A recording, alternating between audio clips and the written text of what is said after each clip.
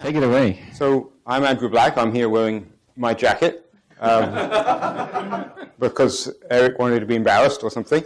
As John Cleese would say, now for something completely different. You've been hearing about all sorts of advanced language features and really clever stuff, and Grace isn't any of that. The whole idea behind Grace is to be as simple as possible. So we're going to tell you about a boring language with no new features and no way of using language features that's new. And the reason for that is that Grace is designed to be an educational programming language for teaching the first 1 or 2 introductory computer science programming courses. The instructors have to be able to understand this as well as the students.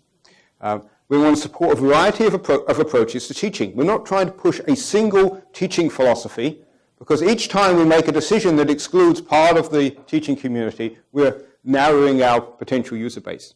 So we want to support objects first, but also teachers who would introduce functions first and move to objects later. We want to support both typed and untyped and gradually typed programming and a transition between them.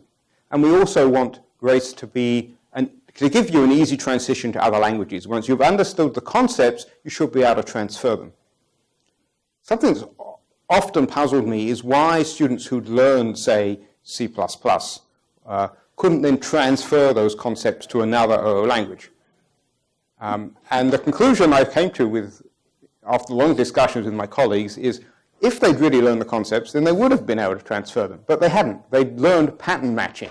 Right? They'd learned how to make a C++ program or a Java program or whatever work without really understanding what was going on. And if you gave them another language like Smalltalk that was superficially different, but really had an object model underneath that was very similar, they didn't know what to do. Right? And my goal as a teacher is to get those concepts over. Whatever language I teach them is going to be gone in 20 years. Right? But the concepts will still be around. So we want to incorporate the best of last century's technology. Things like closures from 1960-something, assertions, unit testing, traces, tools for finding errors, high-level constructs for concurrency, things like monitors. And concurrency is actually rather difficult because everyone agrees it's increasingly important. We ought to be teaching students how to think about concurrency, except we don't know how to do it. Right? And whatever approach we pick is probably not going to be right. There's certainly no consensus on the right way to teach concurrency. There's no consensus on the right way to do concurrency. So Grace is probably going to have to incorporate a number of different approaches in perhaps in incompatible language levels. We'll talk a little more about that. Support for immutable data, because that's the easy case. And immutable data is the distributed systems programmer and the concurrent programmer's secret weapon. Right? All the hard problems go away if the data is immutable. So whenever we can use immutable data, let's do that. So the language should make that easy. One of our design mantras has been, let's make the good thing easy. You can't normally make the bad thing impossible, but at least let's make the good thing easy. And we wanted generics done right. We've been influenced by static languages like Eiffel, Java, C#, Scala, and also by the dynamic world, by the Smalltalks, Python, Scheme, Racket, and so forth. But we've tried not to invent, we've tried to synthesize, but every so often it seemed like we had to invent something. So the simplest programs are indeed simple. Hello world in Scala looks like this. It says print hello world. I said Scala. What does it look like in Scala? So it just looks like print hello world. And we make that work by silently sort of injecting the top level code inside a default object. So we wrap, if you just give a statement at the top level, you conceptually wrap object around it, and that program is that object, and the initialization of the object is the hello world statement. So that's an object with 0 methods and 1 statement, and objects can contain code that's executed when they're created. So hello world is hello world. You can also do top-level methods. So if you want to just start with functions, apart from the fact the keyword says method, that will work too. So we can define a function, a method, Celsius to Fahrenheit, which is in this default object, and we can print out a statement like that. we thought a little bit, conceptually, what you're seeing here is a string with an expression interpolated in the middle. Right? And that's quite a complicated thing, but it looks actually really simple when you show it to someone. You don't have to explain a whole lot, and it will work. Right? And then later on, because the first thing students are going to do is obviously print stuff out. And we want to make that easy. And this is, I think, easier to read and easier to write than a long string with concatenation operators and explicit two-string conversions and so forth. So that happens automatically. Types are optional. So here's that same method with type annotations. Because types are optional, types don't change the runtime semantics. They may change the pragmatics in that erroneous code will typically do something different when you've got types turned on. But the correct code will still do the same thing. So the program that decides whether typing is static or dynamic or some place in between, and all the options are type safe in the sense that you may get a runtime error rather than a compile time error, but you won't disintegrate into a rubble of bits. Clean concepts. Well, we try to make them as clean as we can, and we also try to make them simple as we can. So we decided, following a number of other languages, that we were going to have numbers. Now, we weren't going to have ints and big ints and floats. So there are numbers, and they're all they're exact. Unfortunately, because of the way God made the universe, not all numbers are exact. So things like square roots and pi are going to be approximate numbers, and the students are going to have to know that some things are approximate. But 7 over 4 and 1.414214 are exact numbers, and they're rationals. And if you multiply them and divide them by the right things, you'll get back the number you started with, which is really what people ought to expect if they haven't already been indoctrinated.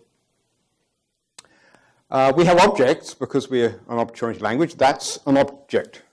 Actually, more strictly, that's an object constructor or an object literal. When you execute it, you get an object.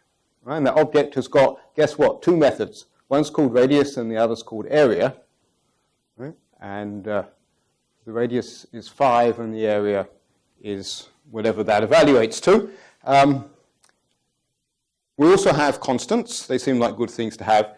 So def const equals is a constant definition. On the right-hand side is an expression. On the left-hand side is a name. So we can say def disk equals the object I just showed you, and that's how you name an object.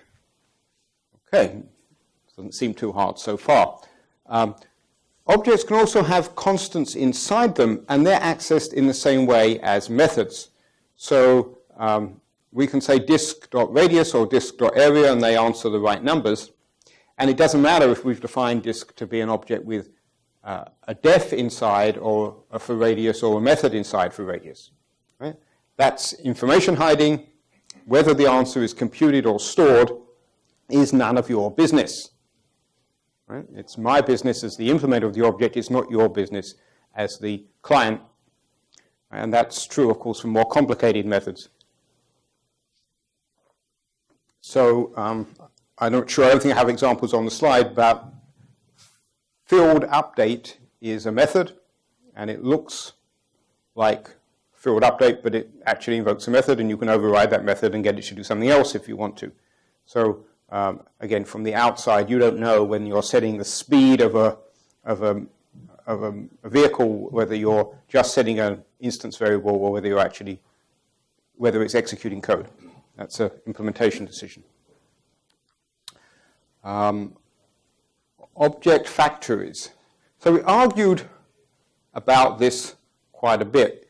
In principle, we don't need anything special for object factories because we've got lexical scope in the good old Algol 60 style. So here we see a definition of a thing called a disk. It's an object. It's got one method. That method is called ofRadius. Right? The result of that method is another object. That object has got a radius method, an area method, and a greater than method. So I can do this sort of stuff. I can define my disk to be a disk of radius 7. And you might think of a disk as being a class and ofRadius being the constructor. Or you might just think of it, well, it's an object and it's got an object that's produced when and here's a method that returns an object. That's not unusual. Most methods return objects. So here I've made two different objects by invoking the same method, and they're both instantiations of the same object constructor. But objects don't actually, the relationship between those two objects is they were both made in the same way. They happen to have the same fields. They've got different values and so forth. Alternatively, you can use a thing called the class syntax, which essentially codifies that pattern. And you might find this simpler to teach because there's less text on the slide. But it really does the same thing. We have the constructor method called ofRadius. It has a parameter r. And the result of executing that method is to return the stuff inside the curly braces, which is the object. So it does the same thing. And our feeling was that some instructors would want to introduce classes early and others would not want to introduce them at the beginning and just start with objects. Again, you've got your choice. All right. But yes, please ask questions. I was about to say, I hear a silence. Please ask questions. Does this define both identifiers, ADISC and radius? ADISC is the name of an object, and ofRadius is the name of a method on the object, the constructor method. And this code defines both of those identifiers? Yes, yes. So we had thought that initially all of the constructor methods would be called new. But the more we played around with the design, we decided it made sense to let the user name them something reasonable. So that's why the name's there. But you can call them all new if you want to. So I notice you've chosen to make it sort of expression-oriented. Is that a deliberate thing? Expression-oriented rather than statement-oriented? Yes, because there's no return. Yes, so there is actually a return statement, but you need it only if you want to do an early return. So if you want to return from the then branch of an if, you actually say return. If you drop through to the end of the method, then the value you return is the last value that you computed. And if you think that's wrong, let us know. Yeah, it seemed like the right thing to do. Maybe I'm getting ahead of myself, but what does return mean inside of a closure? It means exit the method, not the yeah, and that's why you need it. It's just a Smalltalk design essentially. But I haven't told you this yet, but all of our control structures are implemented as methods using closures. So if you don't have a way of a non-local exit, things get complicated quickly. And exiting the method being the only non-local jump encourages you to have small methods. That is the style that we want to encourage students to use anyway. There's somebody over here with a microphone. So you're making these choices like being expression-oriented and having, anonymous objects that you can return, and these are very powerful language decisions, but a lot of the object-oriented languages don't actually support these features. So as an educational language, do you think it's wise to give students features that they'll later miss when they get to like real languages? Absolutely it is, yes. I mean, if the students aren't able to distinguish between languages that give them features and languages that don't, we've got sort of the least common denominator language, or set of language features. It's not going to be a very interesting language. We want students to experience powerful features. And if certain languages don't have them, then what do? You learn how to work around that in that language. So if you have a language that doesn't have a lambda, for example, what do? There's a coding pattern in that language to simulate it. Right? And you learn that this language is therefore less convenient to use than the other one. Is that such a bad thing? But in a lot of cases, like simulating a lambda is more cognitively difficult than doing a pattern that kind of fits well with the language you're working with. So if you're using more powerful features and you go to a less powerful language, you end up encoding the more powerful one with the less powerful one, which a lot of times ends up in different languages.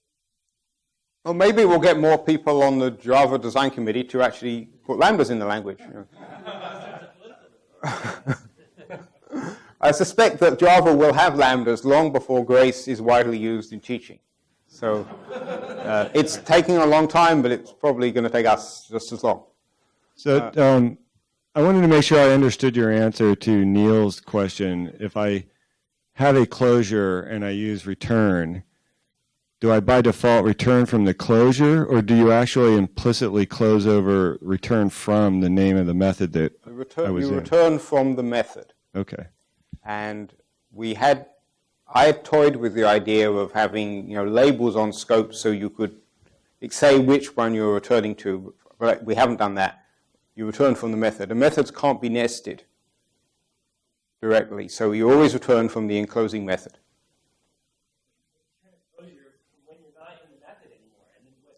Then that's a runtime error. Right? If you return a closure that has a return inside, then if you try and execute it, you can't return from that method because you're not in it anymore, so it's a runtime error. One more question here, and then Yes. Okay, quickly. Okay, so I noticed from the greater than method that you seem to have self and I suppose Java style implicit self references like on radius there. Yeah. And you also have lexical, you also have closures, which means lexically scoped names. Yes. And there's just a technical question of how do you resolve those two styles, which one wins. But there's also from a teaching perspective, I would think it makes those two concepts are somewhat difficult. Each independently are somewhat difficult, and when they intersect like this, could be a We've gone around this circle quite a few times. So the problem is there can be a method on self called radius. There can also be a lexically scoped variable potentially called radius, and which do you get? One way of disambiguating that is always to make message sends in the Smalltalk sense. Method requests is a Grace terminology. Method request explicit by saying self.radius, and that would be a method request. Whereas if we had a lexical variable radius and just said radius, that would be accessing it. We've resolved this problem by saying they don't conflict. Right? You're not allowed to. Is that right? We've banned it. Right? So we've banned shadowing in general. You can't redeclare in a scope something that's visible in the outer scope. So for an industrial strength language, that's probably the wrong thing to do because, I can't move this code into some context that somebody else gives me without having to rename the identifiers. In terms of explaining to students what's going on, it's probably the right thing to do. Right? You can't redeclare that here because now it's ambiguous which of these things you mean, so you have to change the name. Right?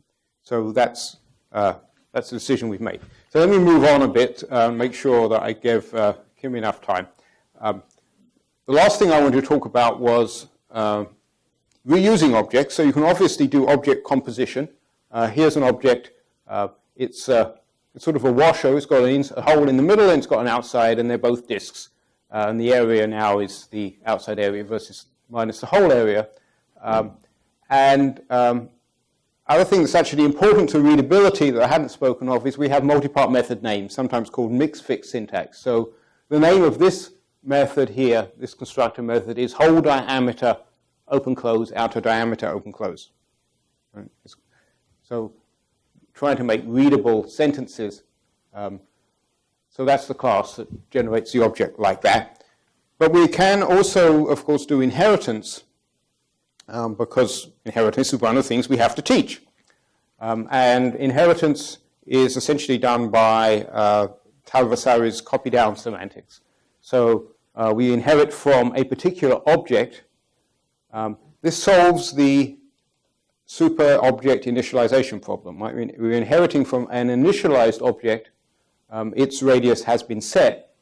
We copy its methods, we copy its fields, but the fields are already initialized.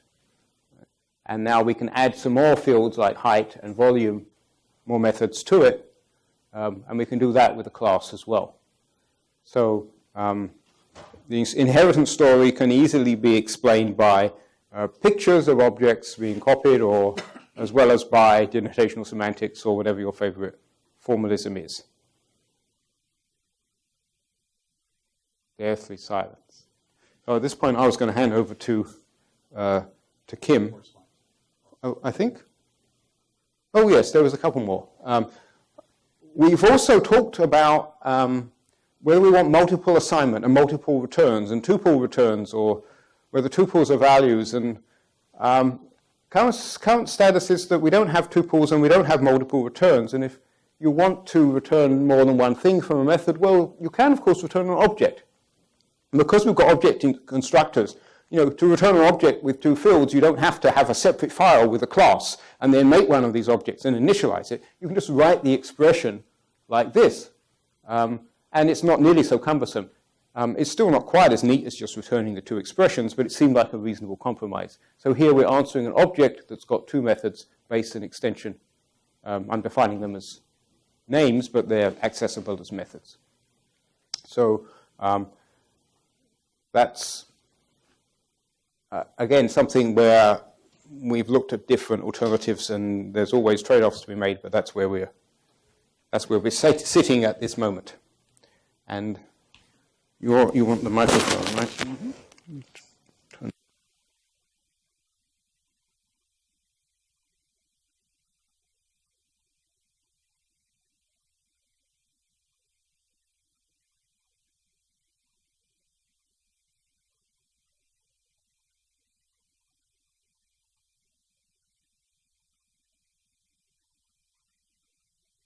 Well, of course, all modern languages have closures. So let's talk about closures.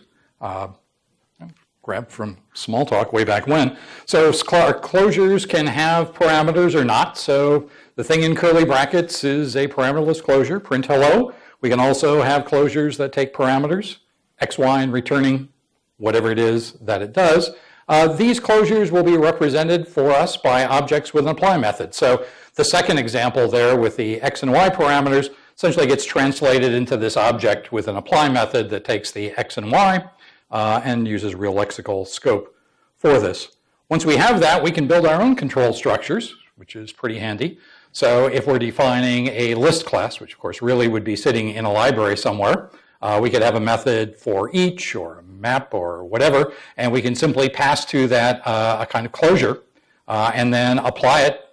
We have mylist.forEach, and we pass it a closure of the appropriate functionality, and it will do what it's supposed to do along that.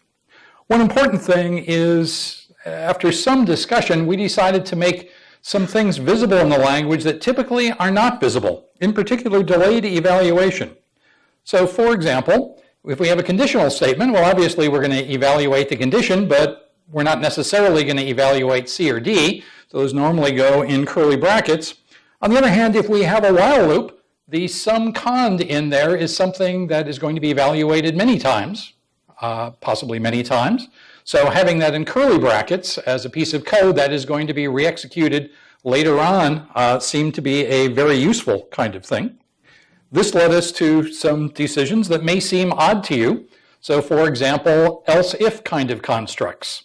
So because we are not going to be evaluating the other conditional unless sum cond turns out to be false, that also is contained inside curly brackets. So I don't know of any other language that really does this in this way, but it did seem to be a useful thing for students to understand when code is executed. And certain pieces of code will be held off, either not executed at all, or perhaps evaluated much later along the way.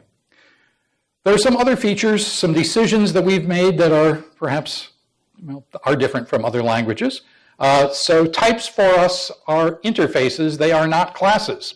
Okay? We also use a structural typing rather than nominal typing along the way. So in fact, one cannot use a class as the type of a particular variable along the way. Visibility, we're currently thinking of only having two options, either public or confidential. Confidential being the kind of the like protected in Java-like languages. We're going to have support for immutable objects, basically ways of labeling them, ensuring that in fact they will be immutable. And we're still toying with the idea of how to deal with equals and hash code. Something I discovered the other day as I was teaching my data structures course is that Eclipse now has a way of automatically generating for you both equals and hash code. You simply tell it what you think is important, and it will generate the equals method for you basically the right one that you would have written if only you were patient enough to write it correctly, and the hash code that it will generate. So we're not quite sure whether we're going to put that in the IDEs or have that as part of the language. Obviously, people can override that if they want, but that will be there. Andrew already mentioned that numbers consist of of rationals, exact numbers, as well as the binary 64 kind of floats along the way. Now, one interesting part of this collaboration between the three of us is that there's actually very little we agree on, which has made this really interesting. And this comes particularly with typing disciplines. So there are different ways you can look at things. Now, Andrew is there in his tie and his sport coat. Andrew, I would label as the flower child among us. He believes in dynamic typing. Do what you want. We'll make sure it's safe at runtime. And if things crash, well, we'll figure out what happened. We'll have ways of going back and figuring that out, and we can decide how we want to deal with that. Then, of course, there's the Types Regulatory Commission, which will only allow you to do certain things. That's the static typing discipline. We'll make sure we can prove everything is going to be safe before we let you do it. That's me. And then, of course, there's a lot of things in between. But the key thing is, no matter which of these disciplines we have, we want to really get the same answer. Though, of course, if you have a static typing discipline, it may say out of hand that certain programs just can't be run. Okay? And those that might be run under a more dynamic typing, obviously we'll be getting some different results since the other ones can't run at all with this. It's going to be very important to us that these disciplines can interoperate. This is especially true as we think of building libraries. Mixing the disciplines helps the students to migrate. There are a number of people who like languages like Python in particular because they don't have to worry about writing down type information at the very beginning. They want to introduce types more gradually to students. With this, we can kind of gradually move those in along the way, that they can move from dynamic to statically typed language. Maybe even when they shift courses, they may move dramatically from totally dynamic to totally static, but it's basically going to be the same core language underneath that. That brings up interesting questions of what does a type annotation mean in a dynamically typed language, where normally you don't see such things. For us, it's simply it represents a claim, something that can be dynamically checked, and we can essentially turn a knob to say what we want to have done if it happens to fail. There may be some who want to say, well, it failed, let's record that, but let's just go ahead and see what happened. Maybe my annotation was incorrect, and others who would like to stop at that point. But in this way, it's very much like an assert statement along the way. Of course, in a statically typed language, it's a provably correct assertion. It's one of the triumphs of theorem proving that we can actually prove static typing for these languages.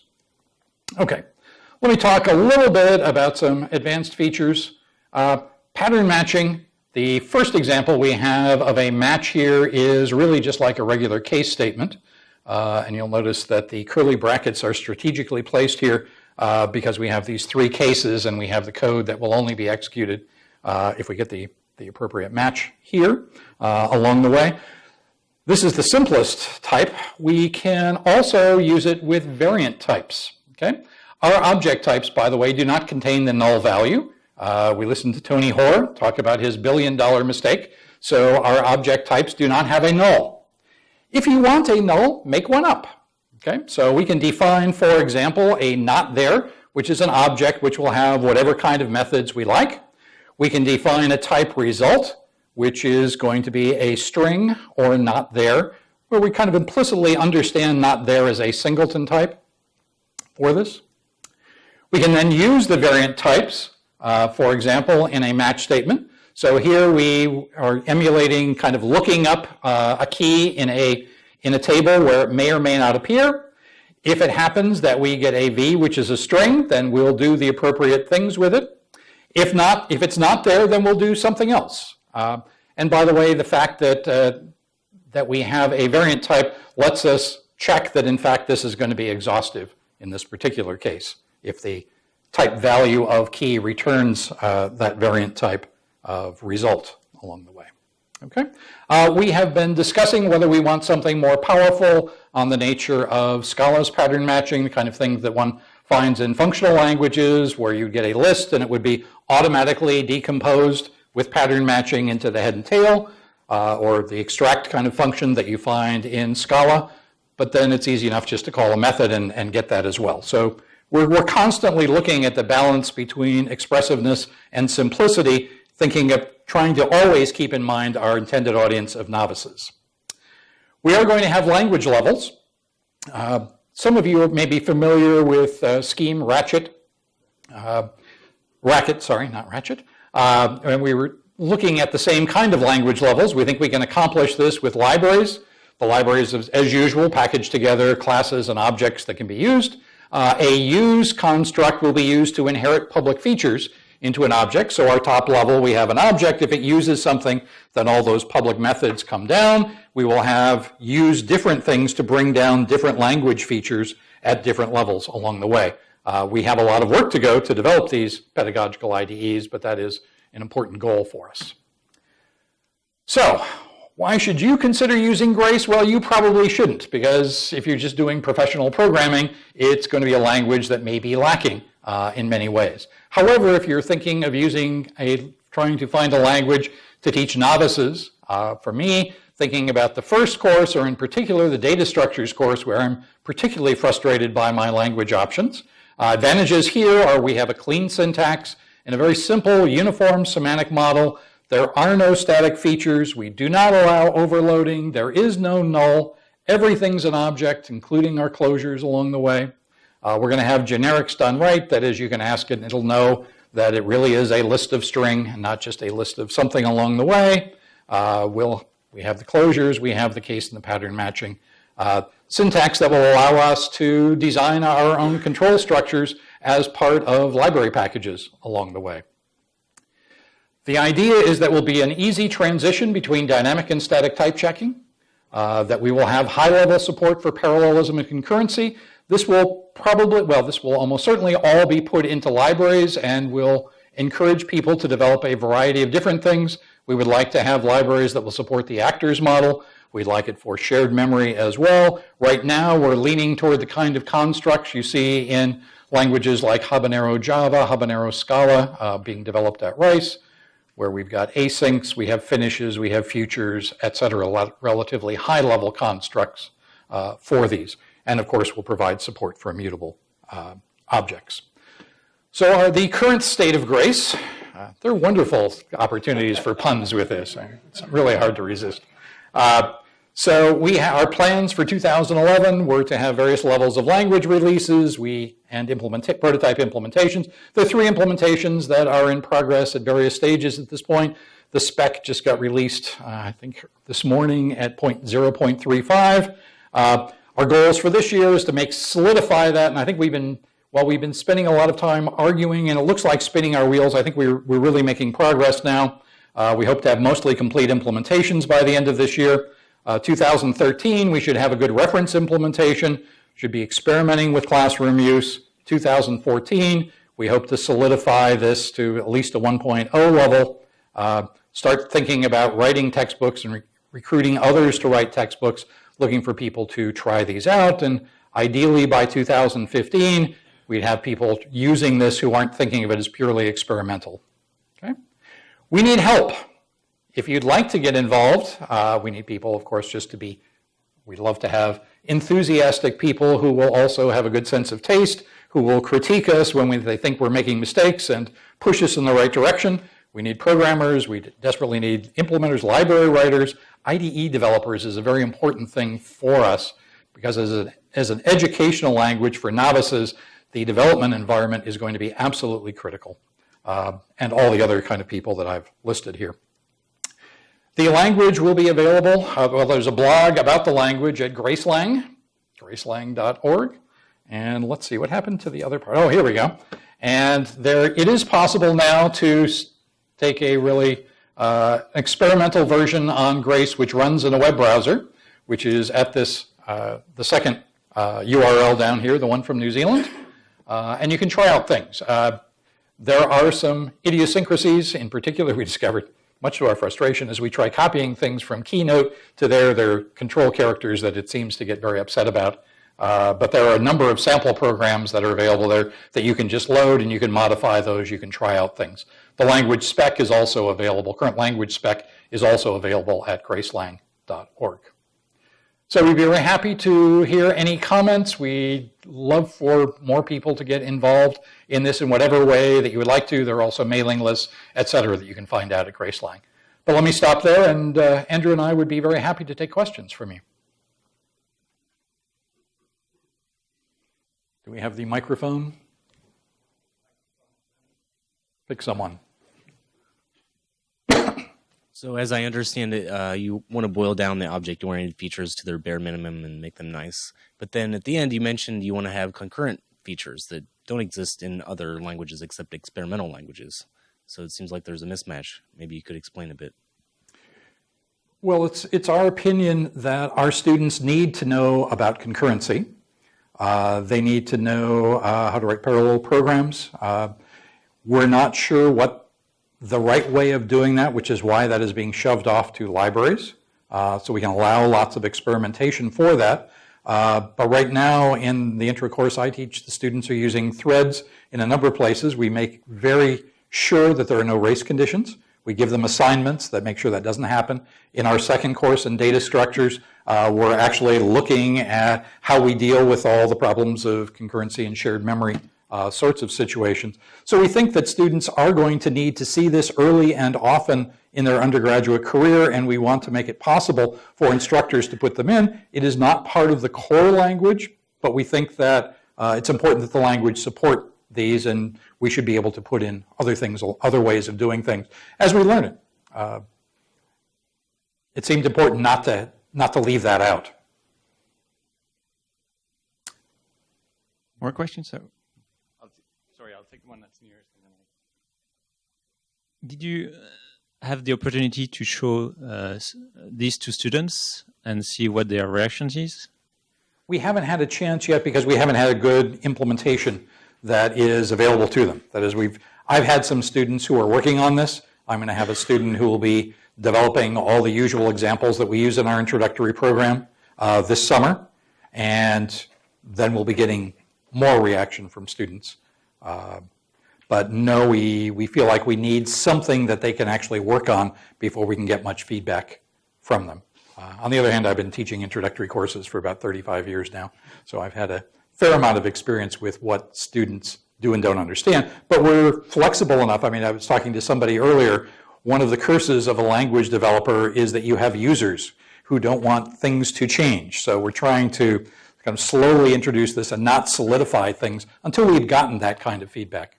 Are you familiar with Touch of Class and the book that Bertrand Meyer wrote for teaching Eiffel as an introductory programming language?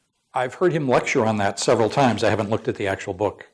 I didn't know. Is the book out now? Oh, yeah, for more than a year. Oh, and okay. I'd be interested to talk to you about why you did not choose Eiffel for this instead of creating a... Yeah, and Eiffel is one of the languages that influenced us in the design. There's a lot of nice things in that. Go ahead. So a couple of things are kind of related with respect to how you've chosen to interpret the meaning of names. You didn't mention mutation or assignment at all. So the name of a variable, I assume, is just its value, and you can assign to it. And then the related thing is the name of a method is the evaluation of that method. So is there a way to refer to a method as a function? Let's see, so you can wrap up a method invocation inside a closure. So you can certainly make it into a closure in that way. But I think at one point we had discussed making them automatically closures, but decided against it. So methods are not objects. They're not first class in that sense. Right. An object, the method is subsidiary to the object that owns it. But your first question, I just realized none of the examples on the slides use var. They are variables, and they are assignable. So you can have variables, local variables in blocks, and you can also have fields in methods, fields in objects, and the fields are assignable. Right? And if that assignment appears as a method which can be exported or it can be confidential. So you can decide whether the clients get to assign to the fields or not. We'll be able to keep taking a few questions while we swap over here. Okay. And as soon as Bruce is ready, we'll move on to that. I do not know which hand came up first. I'm just going to select randomly. So some of the issues with language design only show up with large-scale programs. Right. 500,000 line programs. How do you intend to reflect that in this introductory language? We don't. So what do the students do? They don't learn about the issues of large-scale programs in the first couple of courses. Right? They're learning small-scale programming.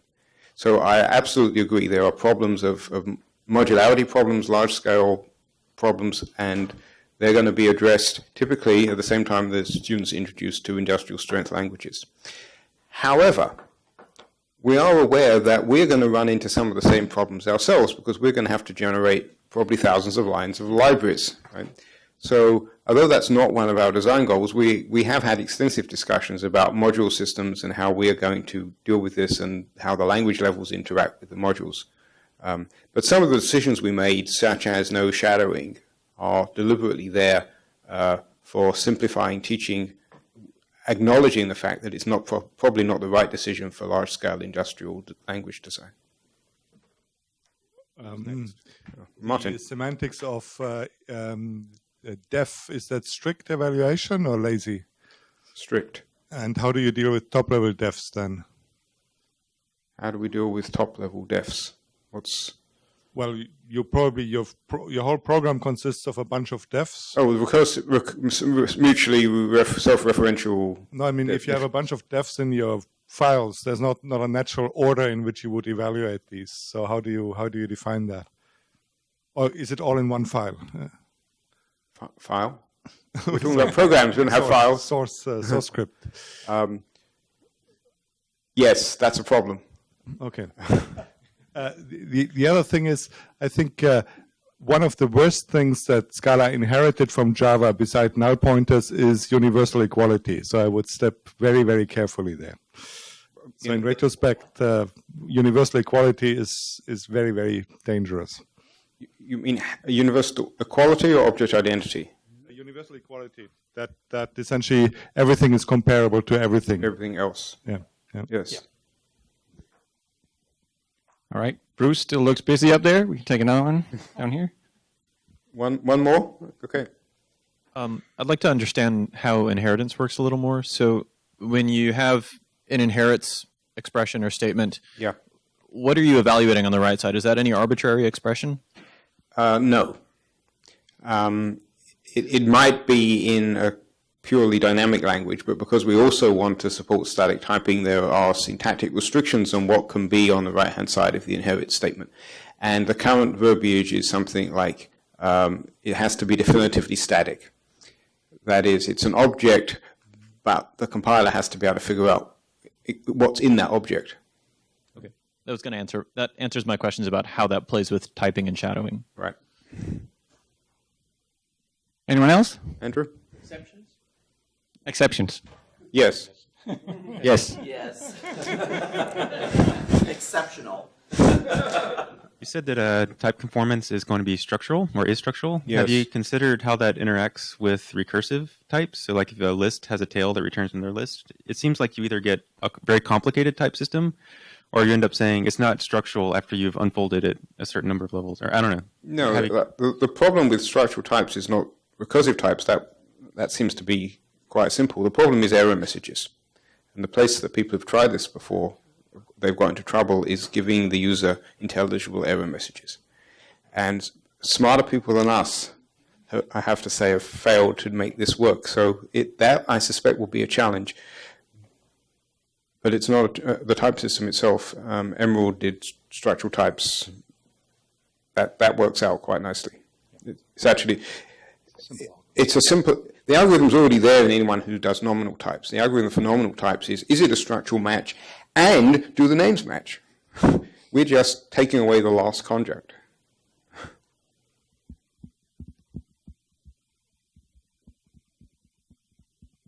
Claudia?